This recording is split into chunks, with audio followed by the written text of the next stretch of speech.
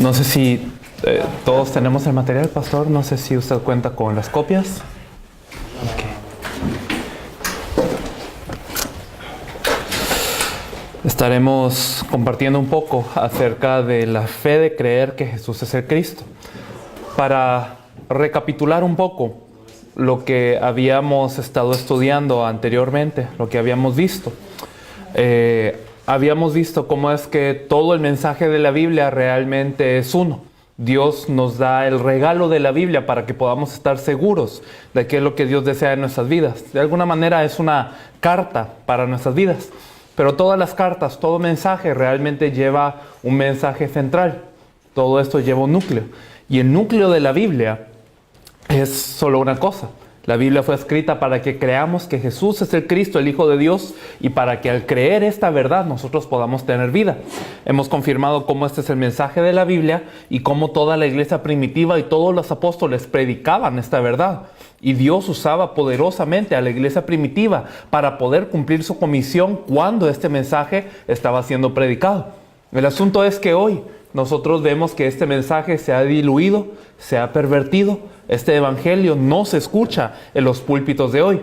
Y nos es importante poder entender por qué es que este es el mensaje que el mundo necesita. Por qué es que este es el único mensaje que Dios desea que se predique en todo el mundo. Y para remontarnos a esto, vimos qué significa que Jesús es el Cristo. Entendimos que el hombre original realmente era un ser que dependía de estar con Dios. Lo tenía todo, pero dependía de estar con Dios.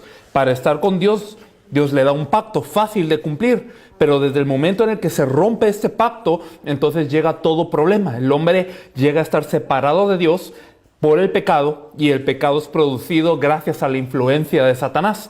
Entendemos que este es el problema del ser humano. No es la salud, no es la religión, no es la finanza, no es nada de las otras cosas que hoy la iglesia está diagnosticando como un problema. La Biblia diagnostica que el problema verdadero del ser humano es que estamos separados de Dios por el pecado y por Satanás. El asunto es que este problema que el hombre tiene nunca lo puede resolver el hombre por sí solo, por más que oremos. Eso no es lo que nos reconcilia con Dios. Orar es bueno, pero no por eso llegamos a Dios. Por más que oremos mucho y que nos esforcemos mucho, el pecado y Satanás no son vencidos por un esfuerzo humano. Dios sabe esto, y por eso en su misericordia promete en todo el Antiguo Testamento que el Mesías tendría que venir. Cuando venga el Mesías, entonces todas las cosas serán solucionadas según la promesa de Dios. Esto es la promesa del Antiguo Testamento. Y vimos que el Antiguo Testamento se divide en tres partes importantes. Vimos que se divide en el Pentateuco, se divide en los libros históricos y se divide también en los profetas. El Pentateuco generalmente nos habla del sacerdocio de las personas de Israel. Nos habla de cómo el pecado era necesario que se resolviera y cómo a través de los sacerdotes se sacrificaban los animales para poder tener una remisión temporal. Ninguno de estos sacerdotes podía encargarse del pecado de una manera perfecta. Entonces, ¿por qué Dios permite estos sacerdotes en el Antiguo Testamento? Dios nos quiere decir un mensaje a través de todos los sacerdotes. Lo que tú necesitas no es un sacerdote humano, sino necesitas al verdadero sacerdote que viene a resolver tu problema del pecado de una manera definitiva. Luego nos pasamos a los libros históricos. Y los libros históricos tienen su enfoque en los reyes. Vimos detalles de cómo todos los reyes que se levantaban fallaban ante Dios. Aunque algunos eran buenos ante Dios y algunos realmente no tenían interés en cumplir la ley de Dios, pero ya sea buenos o malos, todos los reyes fallaban. Vimos cómo David, el mejor de los reyes, el rey al que muchos se quieren parecer hoy, fallaba también. Entonces, ¿por qué Dios nos muestra esta pintura de todos estos reyes que fallaban? Es para que nosotros sepamos, lo que tú necesitas no es un rey humano, sino al verdadero rey que va a vencer al enemigo verdadero. Luego de esto vemos a los profetas. Y los profetas tenían la misión de compartir lo que Dios quería para su pueblo y así de alguna manera entrelazar al pueblo y a Dios. pero vemos que todos los profetas fallaban también en este sentido. No podían reconciliar perfectamente a Dios y a su pueblo. Dios nos muestra a los profetas para decirnos: lo que tú necesitas no es un profeta humano, sino el verdadero profeta de Dios que te reconcilia definitivamente con Dios. Entonces, los sacerdotes, los reyes, los profetas, esos tres eran los oficios ungidos. Y por eso es que cuando Dios promete al Mesías, que significa ungido, es que Él estaba prometiendo una solución total para el problema del hombre. Y conocemos esta palabra Mesías, ungido, como el Cristo en griego.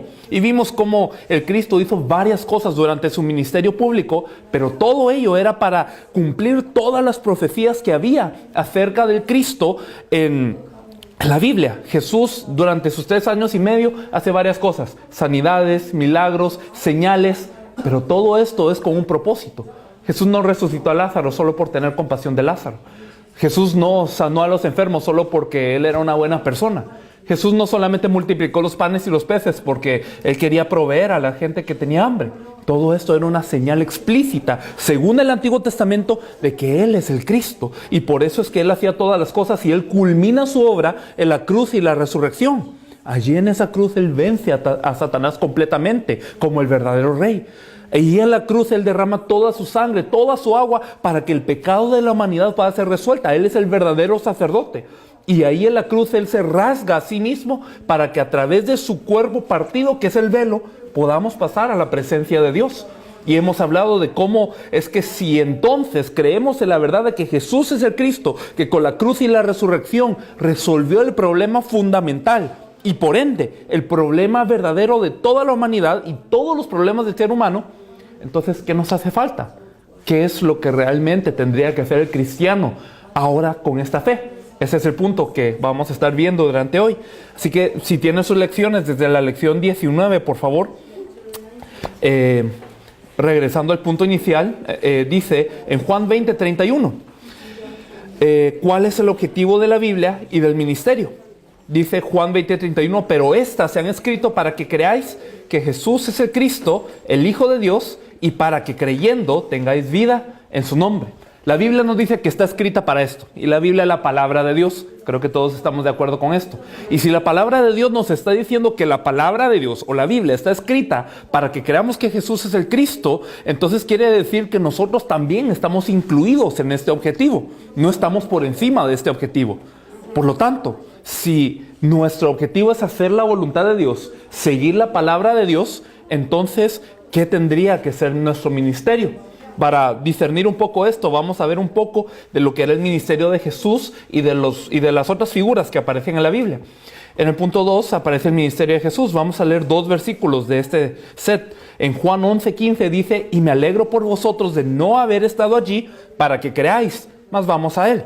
Esto en Juan 11 era cuando Lázaro había muerto. Y si ustedes se acuerdan bien de esto, a Jesús le habían avisado que Lázaro estaba muy mal de salud. Y Jesús no va de inmediato, Jesús espera. De alguna manera espera que Lázaro muera. ¿Y por qué espera que Lázaro muera? Es que el objetivo de Jesús no era simplemente sanar una enfermedad. Aquí Jesús explica: yo me alegro de que yo no haya estado ahí para sanar a Lázaro de inmediato. Porque yo hago todo esto, ¿para qué? Para que creáis. Es decir, toda esa señal era para que los discípulos creyeran, y extendiéndolo un poco más, el ministerio de Jesús se enfocaba en que ellos pudieran creer. ¿Qué cosa? Que Jesús es el Cristo. Juan 17:21, en el punto 5, dice: para que todos sean uno como tú, oh Padre, en mí y yo en ti, que también ellos sean uno en nosotros, para que el mundo crea que tú me enviaste. Es decir, este era el punto central del ministerio de Jesús. Jesús, ¿por qué hacía los milagros? Jesús, ¿por qué regañaba a los fariseos? Jesús, ¿por qué hacía todas las cosas que él hacía? Era para que creyeran que Él es el Cristo, y que así los discípulos o las personas que le creían pudieran ser uno con Dios. Ese era el ministerio de Jesús.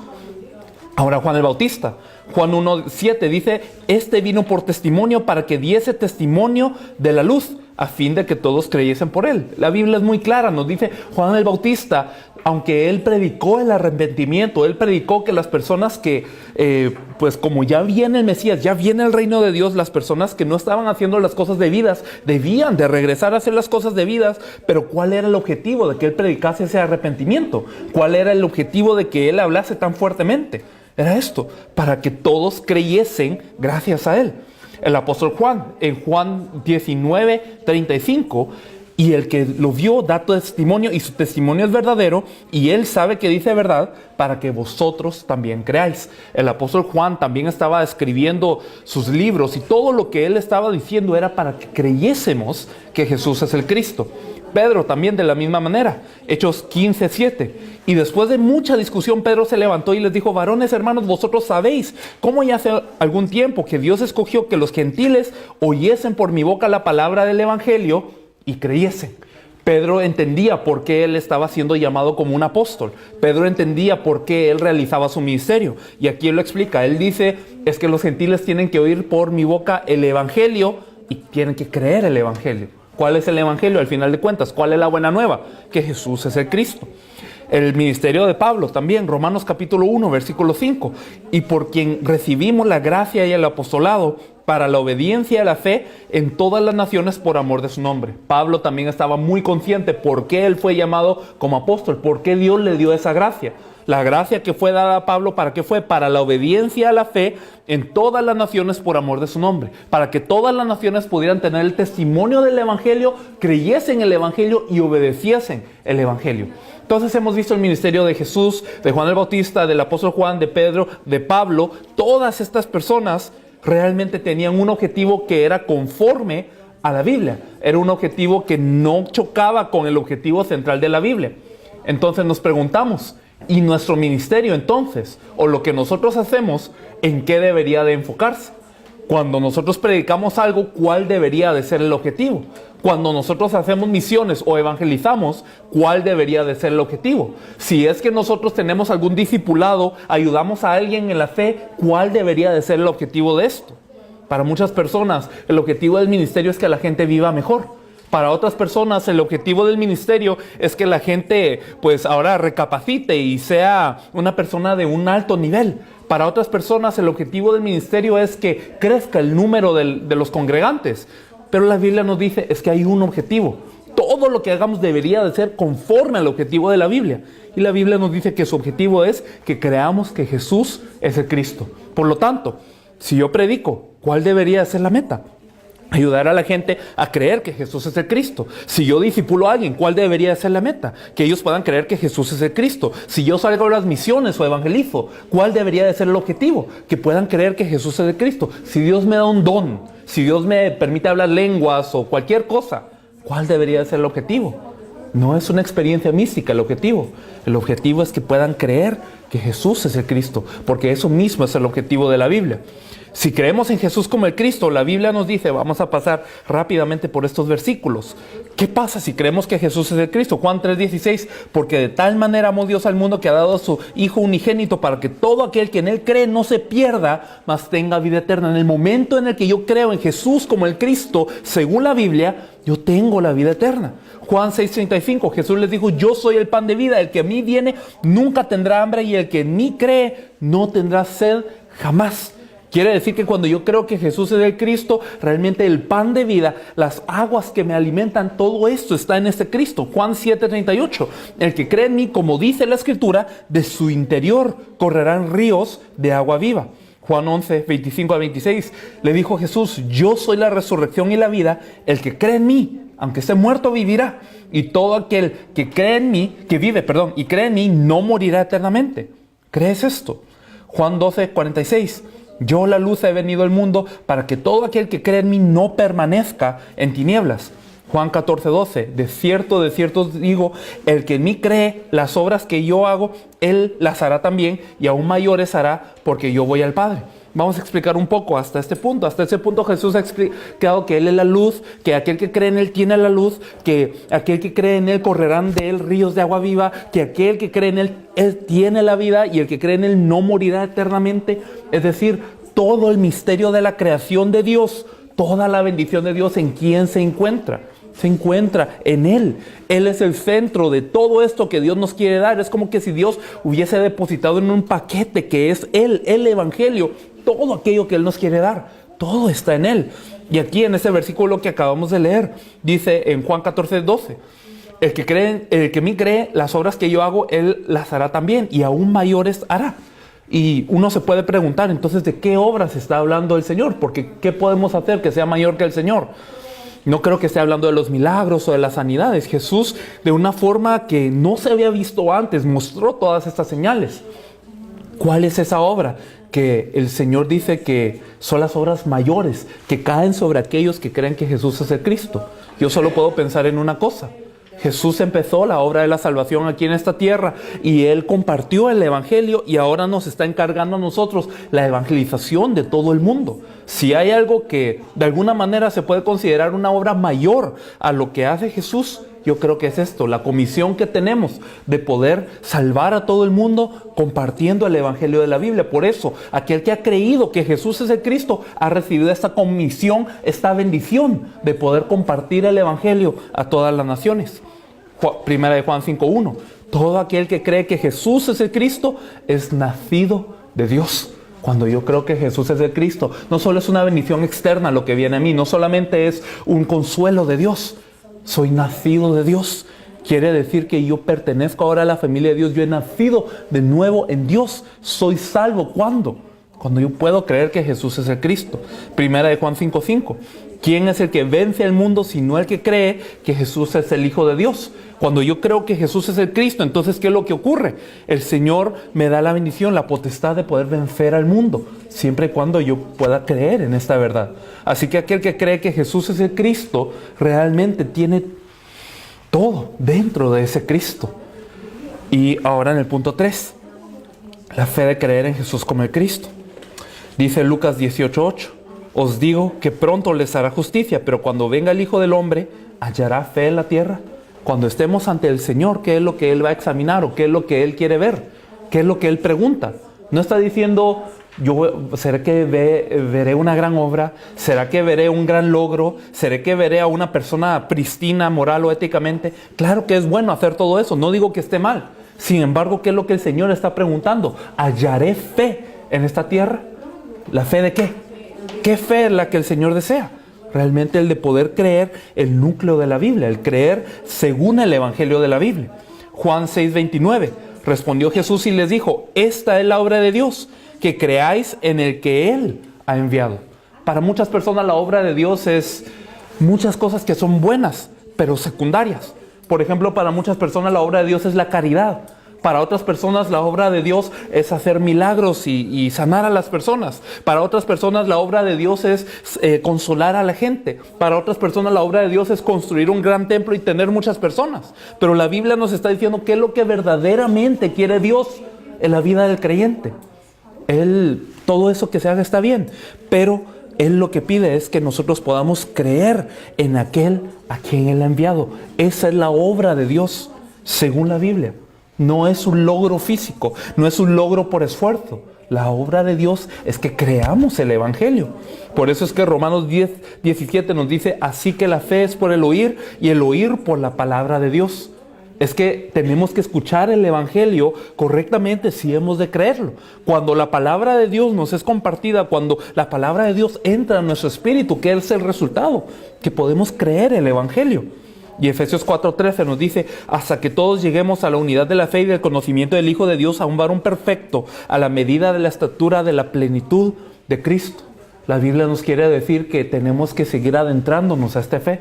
Tenemos que seguir creciendo en esta fe. Cuando hemos creído que Jesús es el Cristo, verdaderamente hay un crecimiento en todo el cuerpo de la iglesia, pero que va enfocado ¿en qué? A la unidad de la fe y del conocimiento del Hijo de Dios. No va aparte. El nivel espiritual no va aparte del Evangelio. Pero muchas personas hoy pareciera que creyesen así. Pareciera que creyesen que el Evangelio es algo elemental y básico y yo ya sé el Evangelio y entonces yo le voy agregando otras cosas encima.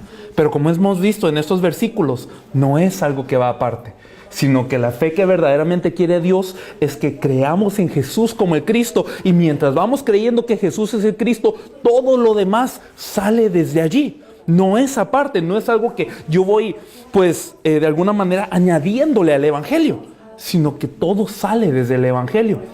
La Biblia dice que nosotros somos como pámpanos y Él es como la vid. Y cuando nos nutrimos de esa rica savia del olivo, entonces todo se produce. Es decir, la fe de creer que Jesús es el Cristo realmente es algo que genera todo en la vida del ser humano. Es decir, la fe de creer que Jesús es el Cristo es el fundamento de todo. Y si hemos perdido el fundamento, o si el fundamento de todo está mal o no está claro, todas las cosas que nosotros podamos añadir realmente han perdido su propósito. Así que creer que Jesús es el Cristo, la fe de creer que Jesús es el Cristo quiere decir, yo mi vida ya la he perdido porque he muerto con Él, he resucitado con Él. Y todo está en Él, pero ya no pertenezco a mí mismo. Esto se va a ir elaborando más adelante.